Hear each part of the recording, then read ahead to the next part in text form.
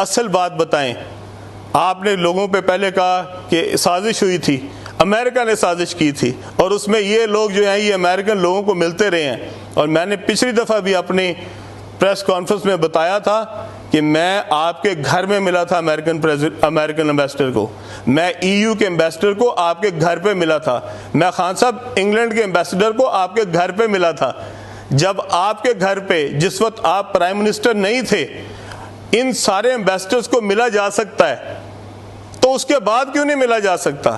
خان صاحب حکومت میں آنے کے بعد تو یہ امبیسڈرز مجھ سے زیادہ آفیشلی بھی مل سکتے تھے، اور آپ نے میرے نام کے اوپر غدار لکھوا دیا، جبکہ ملتے تو میں آپ کے ساتھ رہا تھا. جب آپ ملا کرتے تھے ان امبیسڈرز کو، جب آپ اپوزیشن میں تھے، تو کیا آپ محب وطن تھے؟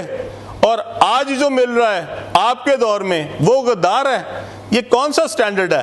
آپ ایک سٹینڈرڈ کیوں نہیں رکھتے؟ آپ بتائیں کہ ہاں اس دن میں بھی غدار تھا، آج یہ بھی غدار ہے، تو ہم بھی سارے مان لیں کہ تاکہ جو مل رہا ہے جس بھی امبیسڈر کو، خواہ وہ EU کا امبیسڈر ہے، خواہ وہ برٹن کا امبیسڈر ہے، خواہ وہ امریکہ کا امبیسڈر ہے، خواہ وہ جاپان کا امبیسڈر ہے، خواہ وہ رشیا کا امبیسڈر ہے، وہ سب غدار ہیں. تو آپ اپنے لوگوں کو دیکھیں، آپ اپنے وزراء کو دیکھیں کہ ان میں سے کون کون ملے ہیں ان ساروں کو، اور اپنے دور میں بھی ملے ہیں اور اس سے پہلے بھی ملے ہیں. یہ کیا سٹینڈرڈ